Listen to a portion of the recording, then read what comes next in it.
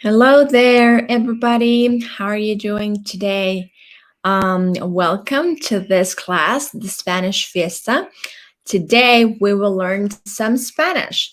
Today we will practice structuring sentences, okay? We'll start with the verb ser. Remember, I will share my screen with you in a few seconds. Remember earlier this week, we practiced the two verbs. Yes, that verb be expresses in Spanish, okay? Remember the verb to be in Spanish, we instead of using just the one verb, we use two verbs, the verb estar and the verb ser. You can still access those classes on our Facebook. Todavía pueden acceder a estas clases en nuestro Facebook. So today, this is the good stuff. Today we'll start practicing. Yes, today we'll start structuring the sentences.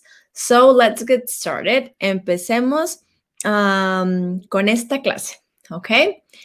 Structuring sentences with the verb ser. Okay, everybody, here it is very important first. Primero es muy importante, okay, to remember the subject pronouns. The subject pronouns are those that we use at the beginning of the sentence. Yes, right before the verb. So we have, let's practice some of this pronunciation, all right? Yo, I, tú, you. Yes, that is the informal way, tú. But then the formal way, for you, yes, is usted. Él, he, ella, she. We don't have an exact translation for it. Okay, remember in Spanish, we use gender a lot, okay? Our nouns are either female or male words, yes? So what we do is we refer to things as él o ella, as if they were persons, okay? One of these persons in the singular, the third person. So, nosotros or nosotras. Nosotros if it's all boys, yes, or all men. And nosotras if it's all girls or all women. Okay, para, we. Then, remember in Spain, yes, we use this word to refer as an informal way, vosotros. To refer to you, we would say vosotros, all men, vosotras, all women. This is only used in Spain, okay? And that's an informal way. But then in Latin American countries, we use the word ustedes. That's for you too, okay? The plural of the subject you. So this word ustedes, we can use it for formal speech and for informal speech too. And then we have ellos, all men, ellas, all women, okay? And this equals they, okay? So it's very important too to remember the conjugation, okay, of the verb ser. So we have yo soy, and here we have sentences to show you the use of this verb. Yo soy español. Yo soy. That is a part that we must study the most and practice. Yo soy español. I am Spanish. Tú eres alto. You are tall. Usted es profesor. You are a teacher. Él es Fernando. He is Fernando. Ella es mi madre. She is my mother. Yes. Nosotros somos brasileños. We are Brazilian. Vosotros sois altos. You are tall. Ustedes son hermanos. You are brothers. Ellas son estudiantes They are students. So remember, in here we have a note that says it. We don't use it really. We could have a translation, but it's not used the same way as it. We have eso. But when we talk about a thing, we use the gender of that noun, okay? La mesa, so we would refer to it as an ella, okay? Because it is a female noun, okay? A feminine noun. So, all right. So here, everybody. And here we have again the pronoun, the subject pronoun with its form of the verb ser. Okay, yo soy, tú eres, usted es, él es, ella es, nosotros o nosotras somos, vosotros o vosotras sois, ustedes son, ellas o ellos son.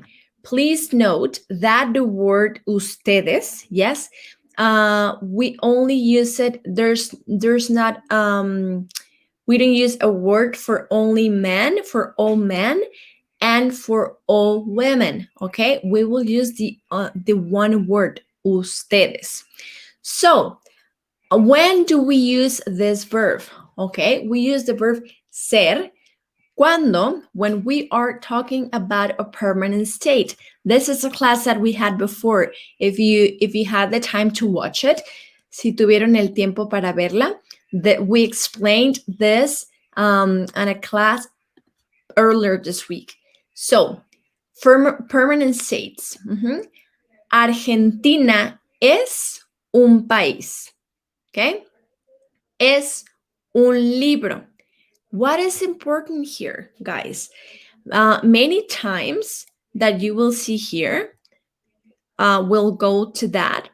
Many times in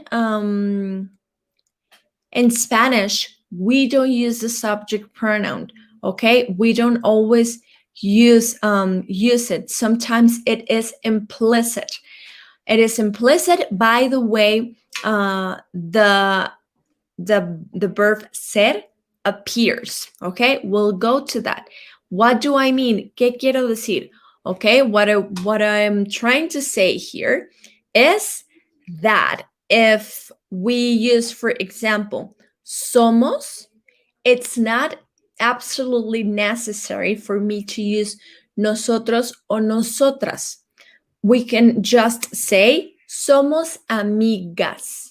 Somos amigas. So with these two words, somos, yes, you will understand that we are talking about a plural. And if I say amigas, you would understand that we're talking about women, okay? So it's not absolutely necessary that you say nosotras somos amigas. But if you use it, it is correct too.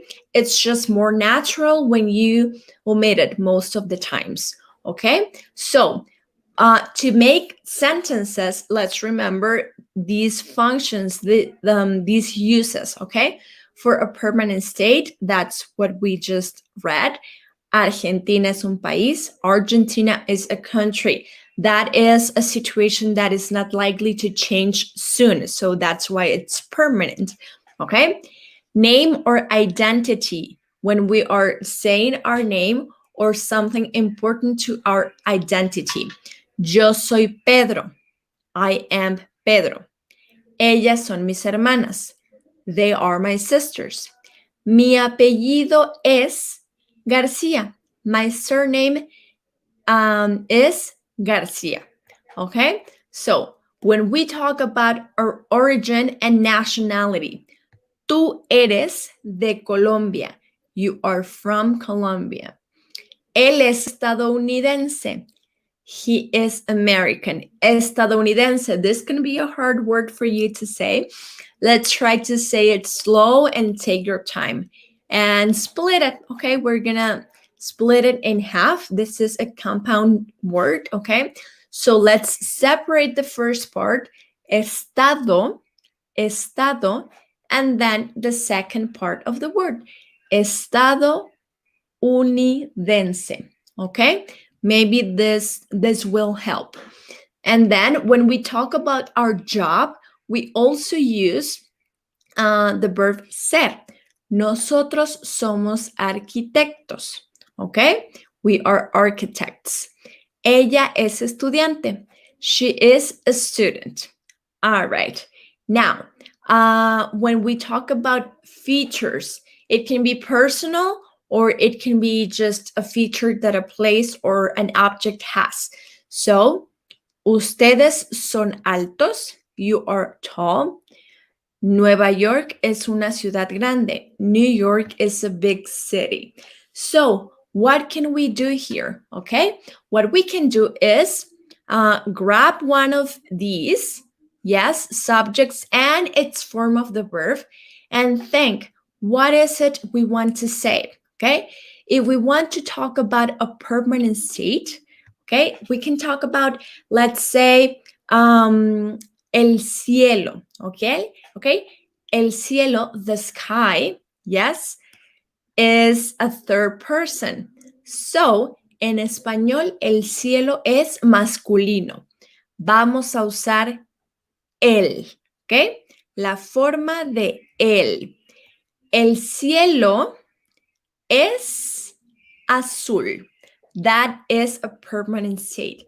El cielo es azul. The sky is blue. All right? El cielo es azul. That is not likely to change. Esto no va a cambiar pronto. Hopefully. All right? And then, if we want to talk about, for example, a job, okay? A job or an occupation or a role we play in a certain context. For example, if I want to say, I am a teacher, okay? What am I going to use? This is the first person, okay? So I will grab the first person, its pronoun, and its form of the verb, yes? And I will add the job. So, yo soy maestra, yes? Can you see here? Can you see here that we grabbed this subject and this form of the verb, yo soy, and then we added that job, that occupation. If I want to say that I'm not, remember, the role is very important here, and it falls in this category, okay? So to say I am a mother, okay? Yo soy madre. Please pay attention here, guys. In English, we would say, I am a teacher. I am a mother. In Spanish, this is not necessary, okay? In Spanish, we don't have to use this article. Yes, if we use it, it doesn't sound natural. Yo soy una madre, it doesn't sound natural. Yo soy una maestra, not natural. So, yo soy maestra, yo soy madre. All right, let's have another example here. Imagine we want to talk about a personal feature, okay? Queremos hablar de un rasgo personal. If I look a certain way and I want to say it, yes, I will use the verb ser to, okay? For example, remember, vamos a hablar, let's talk about now about the second person, okay? You. Tú eres. So, I am guessing you are pretty or you are handsome, okay? So, let's grab this subject and this form of the verb, tú eres, yes? And add this adjective that will help us complete our sentence. Tú eres guapo, guapa. Remember, when we are talking about the second person, okay? When we are talking about the second person, we don't have to, well, we don't express particularly if we're talking about men Yes, if you're a man or if you're a woman, okay? So we use the same form, the same subject and the same form of the verb. Tú eres. Tú eres guapo, tú eres guapa. It's not important for the verb if it's a woman or if it's a man, okay? So let's practice with more, remember to practice with more adjectives or more occupations, more jobs, more nationalities, just using this here, just using these subjects and these forms of the verb soy. Now, guys, when we have different kinds of sentences. Yes, sometimes we want to say negative sentences, okay, not just affirmative. So it's easy for us in Spanish because when we want to say something in negative, it's just the only thing we have to do is to add the word no before the verb. For example, affirmative form, estoy bien. Yes. Negative form, no estoy bien. Affirmative form, ustedes están en la escuela. Negative form, ustedes no están en la escuela. Okay, so it is as easy as that. Es tan fácil como eso. Remember, sometimes we do not use the subject pronoun. We can not use it. It's not absolutely necessary to use it. For example, if I ask you, how are you? Maybe in Spanish, I don't have to use the word you, the word tú. ¿Cómo estás? Remember, with the verb, you will understand that I am talking to you. Okay? ¿Cómo estás? That is a form of the verb for the subject you, for the subject tú. Okay? So, if I'm talking about myself, I don't always have to use yo. Okay? I can only say estoy bien or yo estoy bien. Which one is more used? Just estoy bien without the actual pronoun is way more popular. All right. So to finish this class, remember when we want to ask questions, okay, what do we use? We change the intonation of the sentence. We can grab just a sentence, yes, an affirmative sentence, and change the intonation. And of course, we will add the question marks. Ella está bien. This is affirmative. Está, here. Ella está bien. We only changed the intonation and we added the question marks. But it's not absolutely necessary that in Spanish, the verb and the pronoun, yes, switch places. It is not absolutely necessary, but it can happen. Like in this example, ¿está ella bien? Yes. Just like in English, is she fine? But this is not absolutely necessary. So we will practice more of these sentences in one of our next classes next week. Guys, I hope you learned something. I hope this class helped. And if you can share it with someone, that would be great. Okay, everybody, I will see you soon. Goodbye.